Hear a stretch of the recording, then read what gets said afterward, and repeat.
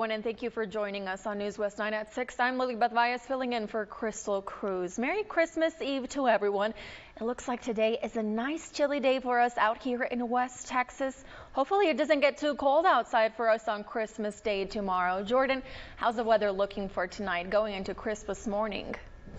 Well, that's the one thing we're keeping an eye on, is just how nice these temperatures have been dropping. Of course, downtown Odessa, you're starting to see some of the lights come on across much of the buildings, on the roadways. We're just waiting for the street sign lights to come on. Looks great out there. You know what? It also feels pretty good too. I like the cooler temperatures. It fits in with the season. And you know what? We had that nice little cool down, thanks in part to that cold front that pushed through. It dropped temperatures pretty drastically across the board, anywhere from almost 20 degrees below what we were at yesterday to just under 5 degrees. Around Wink, Fort Stockton, about 15 degrees. Cloud cover is actually pushing its way out of our region. So are those rain chances too. Most of the storms, they're staying out toward North and Central Texas. We'll keep an eye on that, but for us, just a nice, happy Christmas Eve. Lily Beth.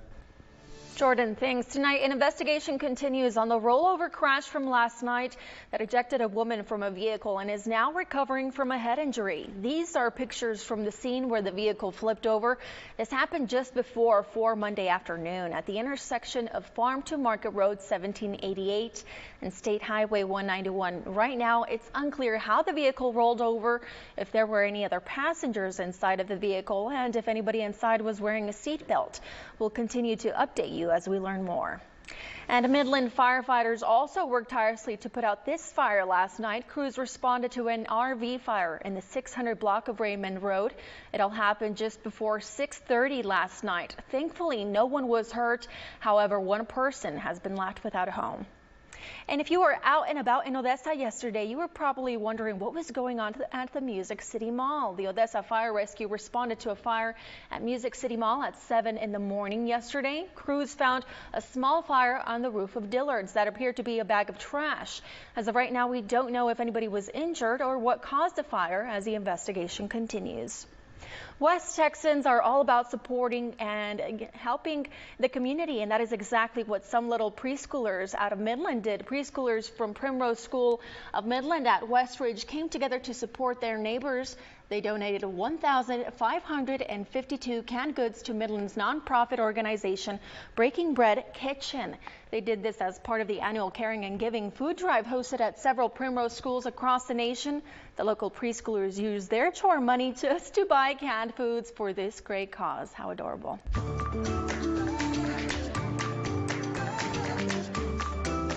The entire world is a lot of ground to cover for Santa alone. So yesterday he called on Blue Santa to help out. Blue Santa and a few elves from the North Pole hand-delivered gifts to Safe Place of the Permian Basin, bringing the kids so much love and joy to their community.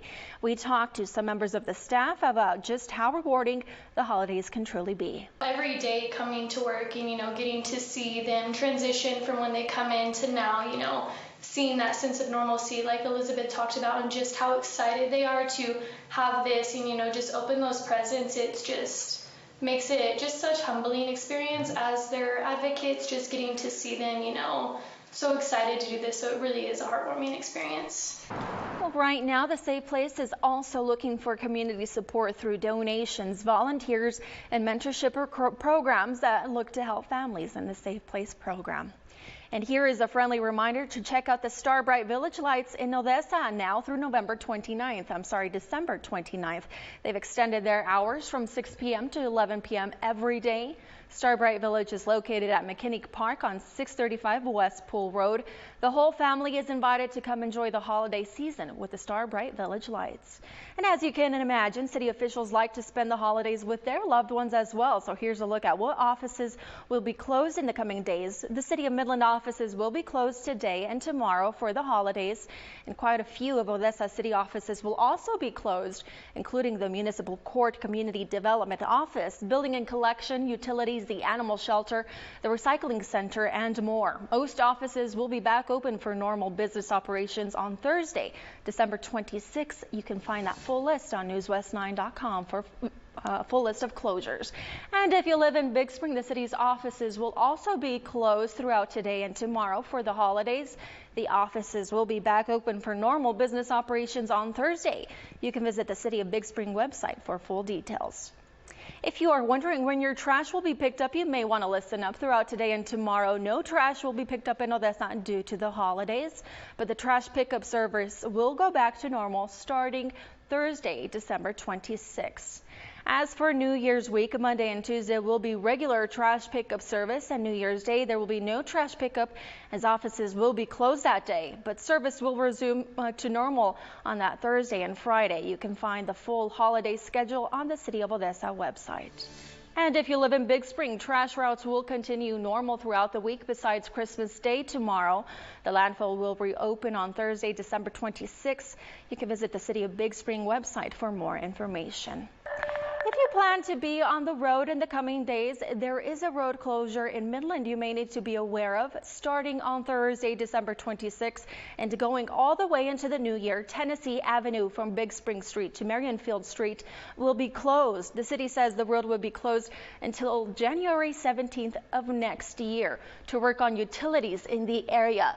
They will try to maintain local access as much as possible.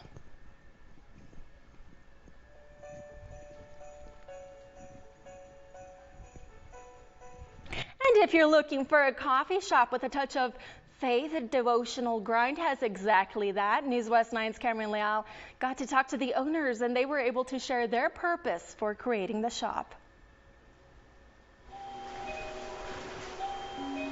They say the best conversations happen over coffee, but for Nicole and Clarissa, it's where faith brews and dreams take flight. In the heart of West Texas, where the grind never stops, these two best friends have turned their passion for caffeine and Christ into a cup of inspiration, one sip at a time. I think for us, we just knew that there's a lack of light out in our community. And so it really just inspired us to just give people a glimpse of hope and really try to get God's word out there and reach people. When Clarissa and Nicole met, their bond led them to do everything together, until one day they sat for lunch and decided to open a coffee shop. Our friendship grew over time. We started working out together, and then just one day we sat down at lunch and we decided that we wanted to open a coffee shop together. So we decided to go to coffee school, and that's how Devoted Grind came about. Each cup served at Devoted Grind is not only offered with a prayer, but also adorned with an inspiring verse. God strategically reaches people certain ways, and so it's interesting how many people we've had that have reached out to us afterwards and said wow, that was exactly the verse I needed. Devoted Grind serves as more than just a coffee shop. It's a sanctuary for those carrying heavy hearts. This was especially true for one customer with a deeply personal request. A woman was searching for a gallon of hot cocoa to take to her late daughter's gravesite, as it was her favorite. After being turned away elsewhere, she found her way to Devoted Grind. So she came in, and we were really busy that morning, but we told her, if you give us 30 minutes, 45 minutes, we can get that out to you if you don't mind waiting. And she was just very grateful. So she sat down, she waited. She ended up writing us a letter while she was waiting, and it was a very thought through and impactful message. And it really affected even our team. Our team read the letter, and it was just very... Everybody was in tears because it was a good reminder that you don't know people's story. A big part of Devoted Grind's story is supporting local foster children. Step inside and you'll see portraits of kids waiting for a forever home, reminders of the lives they're working to change. This holiday season, Nicole and Clarissa are extending their mission by providing basic necessities and toys to children in need. Mainly we help kids that are just pulled into the system from their homes, and we try to get them their clothes that they need, their shoes, their whatever, toothbrushes, all their necessities to be able to live and function like a normal kid. And then at Christmas time, we try to provide the Christmas for, I think there's 280 plus kids in the system right now that we've actually been able to get gifts for because of our community and how amazing our community is. And the overall key ingredient in how Devoted Grind continues to evolve, their unwavering reliance on each other and their shared faith in pushing through life's twists and turns. me being a single mom and just looking up to her, and she's like a really big like role model for me. And so anytime I need, like advice or a shoulder to lean on, she's there for me. And like vice versa, I know she's got a lot on her plate, and I try to be there for her and try to supplement where I can. But I mean, even in times where we're, struggling and, little things, and sometimes we just have like that customer that comes in and reminds us what we're doing is for a purpose. From News West 9 to you, happy holidays. Reporting in Odessa, I'm Cameron Leal.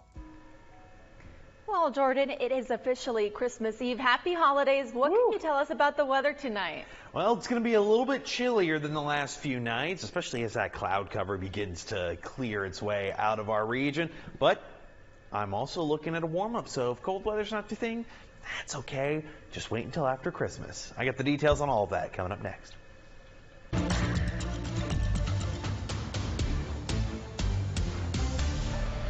Hey, welcome back, everyone. Merry Christmas Eve. It is getting a little chilly out there. It's going to put you right into the holiday spirit. Maybe relax right now with some hot cocoa, hot coffee, whichever you prefer.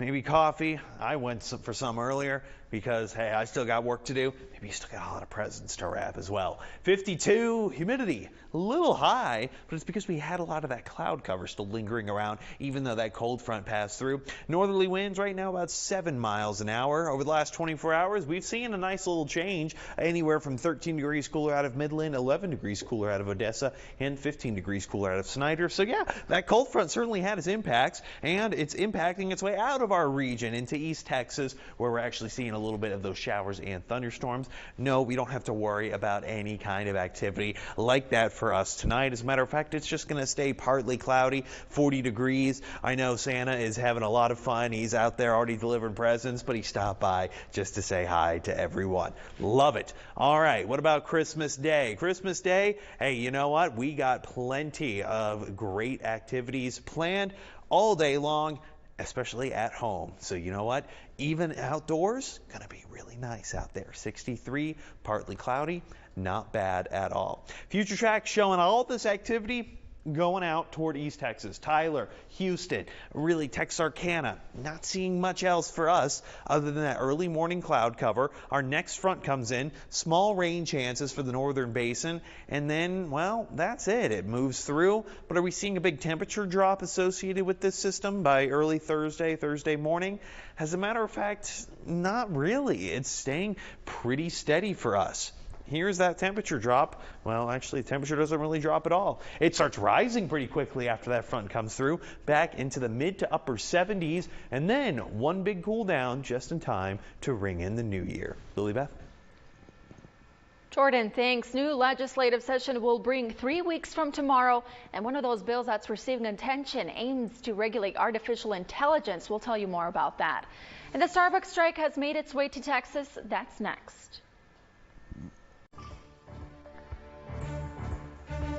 Now to the state capitol, where the new legislative session will begin 3 weeks away from tomorrow on January 14th. One of the bills that's receiving attention aims to regulate artificial intelligence. House Bill 1709 was recently filed by Republican State Representative Giovanni Capriloni from the Dallas area. The bill is called the Texas Responsible Artificial Intelligence Governance Act. If passed, it would create the framework for ethical development, use, and oversight of AI in Texas.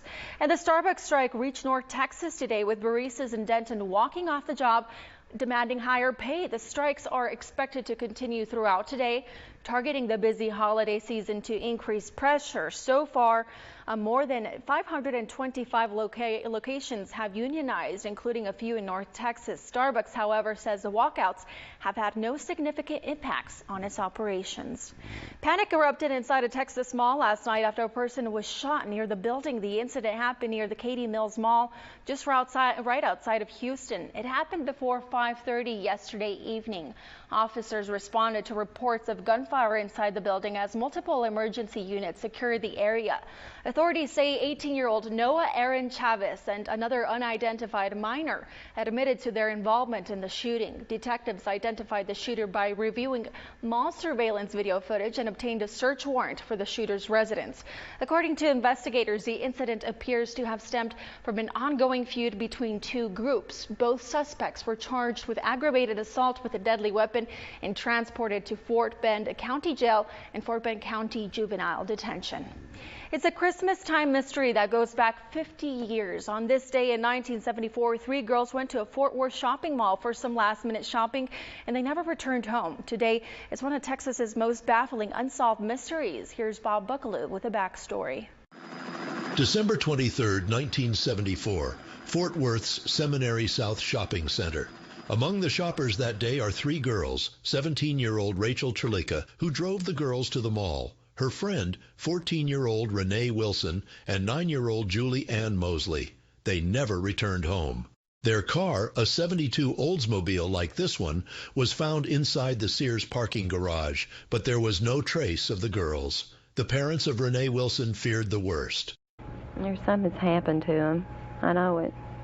Because it's just not like them. They wouldn't have just run off. Nobody heard nothing from them. A few days after their disappearance, Rachel's husband received a strange note. It appeared to have been written by Rachel and said the girls had gone to Houston, though the family doubted its authenticity. Then, in April 1975, an anonymous tip that the girls' bodies had been buried under a bridge in Port Lavaca on the Texas Gulf Coast.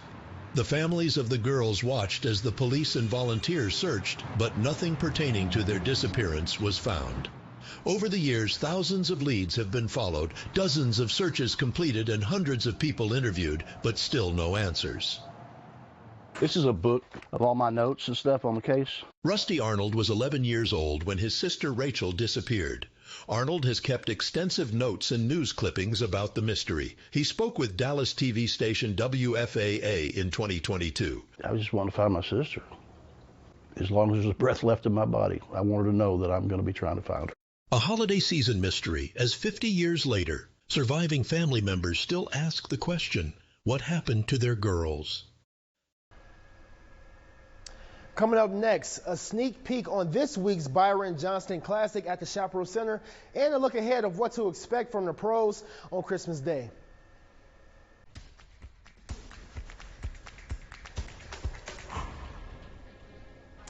Merry Christmas Eve and welcome back. I'm Corey McIntyre filling in for Jenna Alike. This Thursday marks the start of Midland High's Byron Johnston Classic at the Chaparral Center. This tournament will feature 8 schools from across West Texas. The Lady Dogs will kick off the tournament with a game at 1:30 against Abilene Cooper. The 11-8 Dogs are coming off of a 17-point win to Fort Stockton.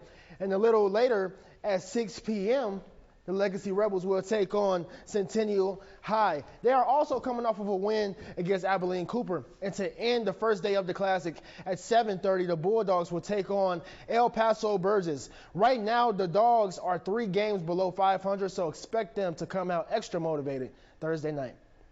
And for all of the sports fans out there, we're looking at a pretty good slate of games all day long on Christmas, with the Texans and Ravens being one of them. The Texans lost a close one to the Chiefs Saturday afternoon, but that wasn't the only thing that they lost.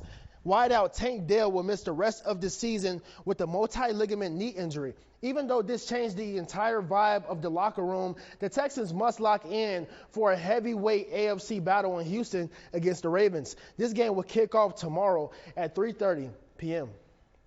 Now, this is always my favorite time of the year, and not just because of family and friends, but because there's basketball on from when you wake up to the time you go to bed. Now, to kick off the day, the Spurs are taking on the New York Knicks in the Garden at 11 a.m. Then shortly after that game wraps up, Dallas will be tipping off against the Minnesota Timberwolves. And Monday night, the Mavericks took care of business at home against the Trailblazers, dominating them by 24 points. They will have a tougher test against the Anthony Edwards and the Timberwolves, but if I was a Mavericks fan, I wouldn't be worried too much because Luka will suit up, and this game will tip off at 1:30 p.m. Well, after President Joe Biden commuted the death sentences of dozen federal prisoners, one Michigan man will no longer face execution. We'll tell you more about that next. And a new trial date has been set for the man charged in the second assassination attempt of Donald Trump. That's next.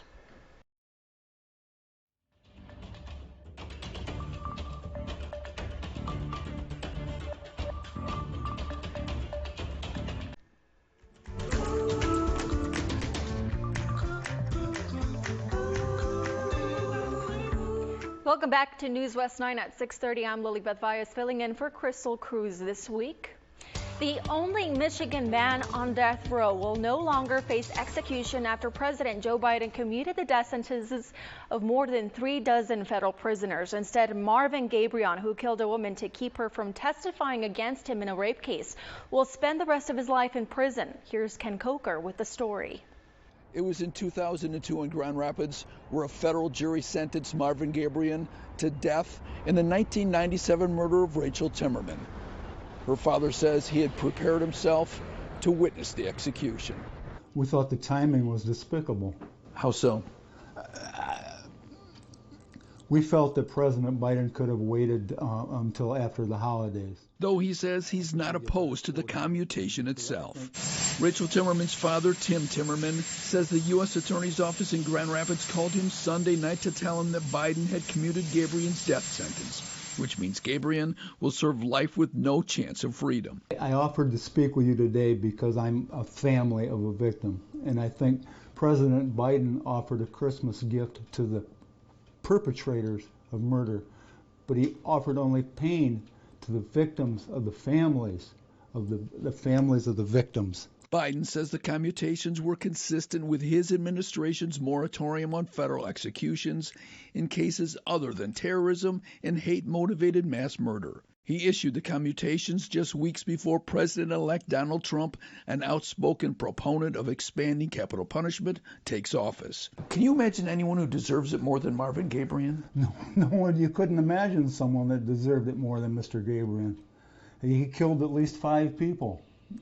Where's the justice in just giving him a prison bed to die comfortably in?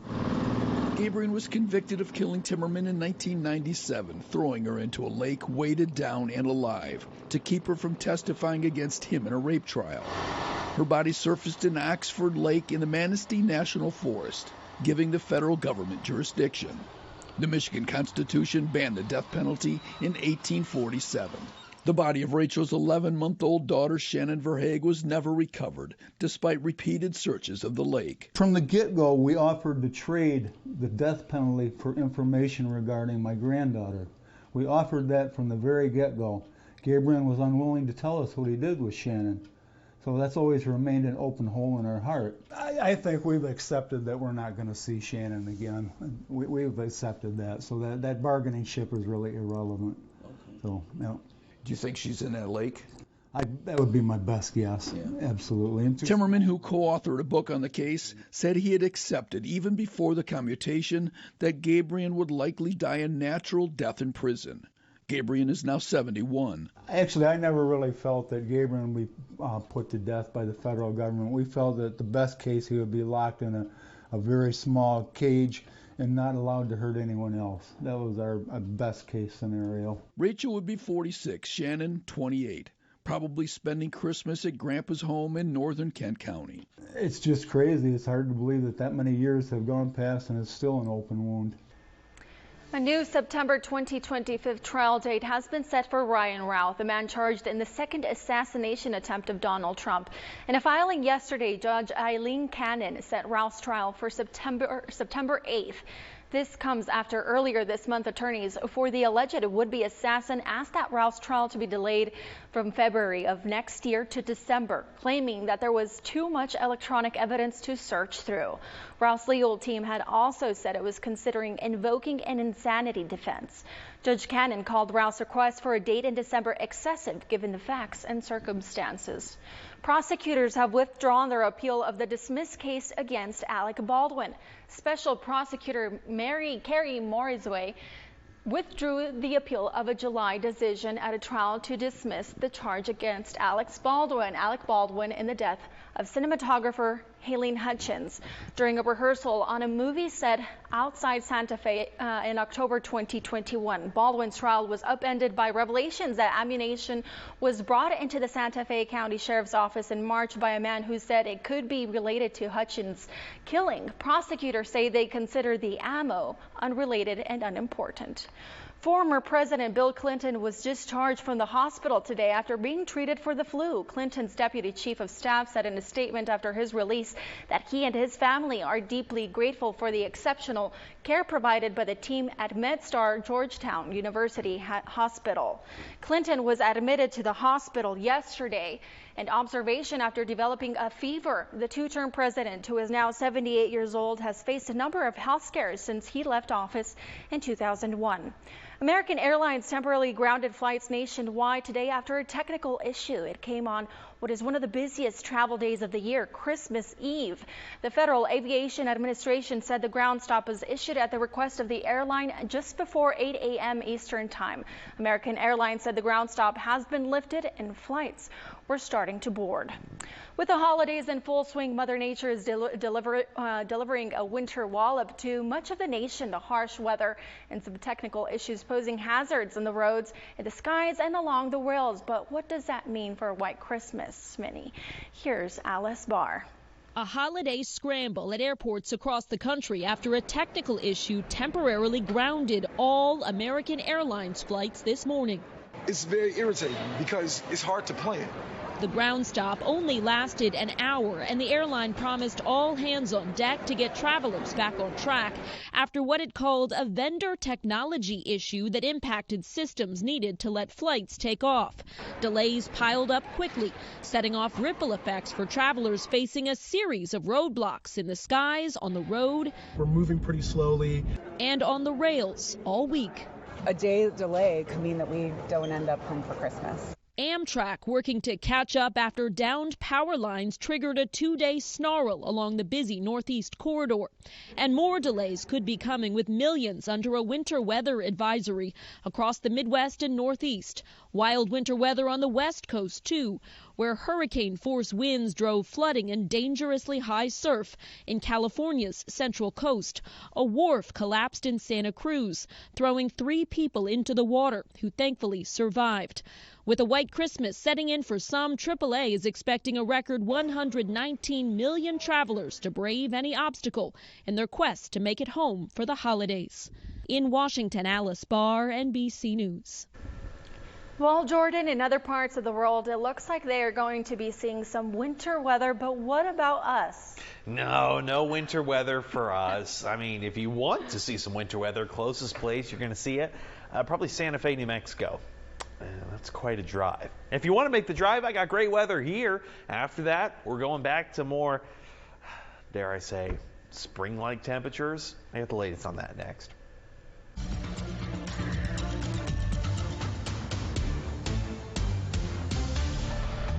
Hey, welcome back, everyone. Temperatures falling pretty nicely on our Christmas Eve. The only thing not falling is rain or snow. And that's actually a good thing. We typically don't see it this late in December, any kind of snowy precipitation. If we do, it's going to be extremely rare. Then again, we don't see a whole lot of precipitation in general. And even when we do, it's going to be more toward January, February when we get really cold. 52. Oh, that's not that cold. Northerly winds about 7 miles an hour. That's keeping us nice and chilly. Thanks in part to that cold front yesterday. It actually dropped temperatures down a bit. 11 degrees out of Odessa, 15 degrees out of Andrews. Some warm spots. Wink down about only 5 degrees. Same for Presidio. But overall, everyone is seeing those cooler temperatures thanks in part to those northerly winds. And now that we're seeing those skies begin to clear up a bit too. A lot of cloud cover, a lot of those pop-up showers along where that cold front is. You can actually kind of see where it is, extending its way now in towards central Texas. But for us, nope, we are nice and dry. This should allow temperatures tonight to drop down to about 40 degrees with some of those partly cloudy skies. Not bad at all. I know Santa is going to be having a lot of fun with that. And you know what? He's got the gear to deal with any of those cold temperatures. I'll let the big man get back to work, though. because by tomorrow you want to make sure you have all of your presents. All right, here's what I got. Going into the snow globe, no, it's not going to be snowy for us, but I got 63, partly cloudy, a little bit of that cloud cover in the early part of the day, and then it's actually going to be clearing up, and we have plenty of sunshine. All right, not bad at all. Here is where all of that extra shower and thunderstorm activity is going to be moving to later tonight. Out of our region, we don't need to worry about it. Out to the Gulf, and then by tomorrow morning for Christmas morning, a bit cloudy and a bit foggy too. Now, a lot of you guys probably aren't going to be working, but if you do, just take that into account. Granted, the roads are going to be pretty barren anyway.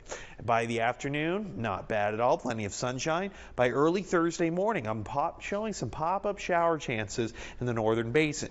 I have about 10% coverage as a result of that. It's from this cold front. Is that cold front going to have any big effects on us? No, it's actually just going to keep our temperatures rather moderate, and then it starts to pick up a little bit more activity. Again, chances for severe weather out farther to the east. For us, no, we don't need to worry about it. We just need to see the temperatures are warming back up, right? As we always do after a big cool down. Well, don't worry. If you like those warmer temperatures, they're coming back, and these are just going to be above average for this time of year. Regular high for us is about 58. All right? Tell me if you see anything below 58 on the 7-day. Even when we get to 76 on Monday and we drop down for New Year's Eve, we're still above average. So I think the red makes sense to me. Lily Beth? Jordan, thanks. Some taxpayers could be getting an unexpected Christmas gift. We'll tell you how. And multiple banks are being sued by a federal regulator. More on that next. Some taxpayers could be getting an unexpected Christmas gift. About 1 million people will receive a special payment from the IRS, with some getting up to $1,400. The IRS is rolling out nearly $2.5 billion to people who failed to claim a recovery rebate credit on their 2021 tax returns. Agents discovered that some taxpayers missed one of their stimulus payments or didn't receive the full amount. They'll get the money via check or direct deposit in the coming weeks. And 'tis the season for gift giving, and gift cards are one of the hottest gifts this year, but are they secure? Victoria Calhoun shows us how a grocery chain is apping security to keep your money safe. According to Capital One Shopping, 64% of U.S. consumers buy gift cards as holiday gifts. Some Topeka shoppers think of gift cards as the perfect stocking stuffer. This is a pretty consistent stocking stuffer for my wife, for sure. It gives the person you're giving them to flexibility to use them on whatever they want. While gift cards may seem like the perfect gift, there are some cases of fraud. According to data released by the Federal Trade Commission in 2023, card draining and other gift card-related fraud made up $217 million of the record $10 billion in money lost from scams nationwide. We spoke to a local grocery chain about what they're doing to give their customers peace of mind while holiday shopping. The instances of fraud are rare, but they do happen, and we know that security is important to our customers. That's why we've put these additional security practices in place. At Dillon's, associates are on the floor monitoring the gift card station, but that's not the only visible security on site. You'll see some of those measures, but many of those things happen behind the scenes, which you won't see. But some of those items that you will see are our locking pegs, for example. That provides a customer an easy way to obtain a gift card without the assistance of associates, but additional security in place as well. The locking pegs allow customers to buy gift cards, but they can't be returned to the peg. That way, someone can obtain the barcode information and put it on the rack, then redeem the gift card after you've paid for it. A federal regulator is suing J.P. Morgan Chase, Wells Fargo, and Bank of America. They claim the banks failed to protect thousands of people from fraud while using Zelle. The Consumer Financial Protection Bureau says the banks rushed to get the peer-to-peer platform to market without implementing safeguards against fraud, then denied claims by customers who file fraud complaints. CFPB officials say Zelle users transferred $481 billion in the first half of this year. Apple is facing calls to remove a new artificial intelligence feature. This comes after it allegedly produced a false headline from the BBC. The network says Apple Intelligence created a push notification and sent it to users. It falsely claimed the alleged United Healthcare CEO gunman Luigi Mangione shot himself. The BBC then contacted Apple about the feature, quote, to raise this concern and fix the problem. Apple declined to comment. Today, Walmart is also facing a lawsuit from the Consumer Financial Protection Bureau. The retail giant is accused of forcing more than 1 million workers to use expensive deposit accounts to access their paychecks. The complaint says the accounts were opened without authorization and workers were allegedly told they could lose their jobs for not using them. Walmart has denied the claims and says it looks forward to defending itself in court. If you own or lease a new Jeep, Chrysler is recalling nearly 80,000 vehicles for an issue with the rear-view camera. The safety notice says the software on some 2024 models stops the rear-view camera from properly displaying, increasing the risk of a crash. Jeep owners will be notified by mail next month, and the dealer can also provide a free software update. When we come back, a new trend is going around, and it has to do with your Christmas tree. And Taylor Swift is taking a win this Christmas season by giving in a special giving away. We'll tell you more about that next. This year, you may have noticed more people choosing skinny trees over the traditional fuller ones. The new trend is being called Tree Ozempic on social media, a play on the weight loss drug Ozempic. Some people are buying them as a space-saving, budget-friendly option. They're also easier to move, and you don't have to rearrange your furniture. Christmas tree providers say sales of 6- and 7-foot trees are dropping, while sales of 4-foot trees are up 55%. Finally, it feels like we say this a lot around this time of year. It's Mariah Carey for the win. The Queen of Christmas just set another record for her hit single, All I Want for Christmas Is You. The Christmas jingle has now spent the most time at #1 on Billboard's streaming song chart. It brought in 48 million streams in the U.S. alone last week. If you're wondering how much Mariah Carey wants from this one song, it estimates around $3 million a year. When the song was first released back in 1994, she made $60 million. What a hit. And finally, Taylor Swift is also for the win this Christmas season. This is all because she gave one of her fans an incredible Christmas present. Earlier this month, Taylor Swift went to visit kids at a Kansas City hospital. That's where she met Naya. She posted this video on TikTok where she complimented Taylor on her outfit. Take a listen. Oh my gosh. And thank you for saying my outfit was tea. Yes. Everything about it. Your hair. You made my day with that. Well, fast forward to this week. Naya posted a follow-up video revealing Taylor Swift and sent her that outfit. The card with the gift read, "When you asked where I got the outfit, I purposely didn't tell you because I had a plan." How adorable. And before we head to a break, a survey from a consulting firm, Deloitte, shows more than 40% of Gen Z and millennials plan to buy gifts for themselves this year. You go. The survey shows clothing, health and wellness, electronics and travel are the most popular gifts to yourself. Deloitte says Gen Z, which covers people between 12 and 27-year-old, have the highest spending potential during the holidays. Make sure to save up some money, though, okay? Your last look at the forecast coming up next on News West 9 at 6. Are you in the Christmas spirit yet? Because temperatures certainly help us out when it comes to that. All right, here's what I got. Well, we got into the 50s today, upper 50s. And then tomorrow, a little bit warmer. But you're going to be inside all day, so that doesn't matter. Small front comes in Thursday early morning, like 2 a.m. or so. That's when we're starting to see, again, small rain chances, temperature staying steady. After that front, we warm up. Upper 60s, lower 70s, mid to upper 70s, and then we drop back down. But the funniest thing about all of this, Lily Beth, is the fact that even when we drop those temperatures, we're still above average. Oh, well, that's good. We're doing good. Yeah. We're on a good route, everybody. Thank you for watching News West 9. We'll see you tonight at 10.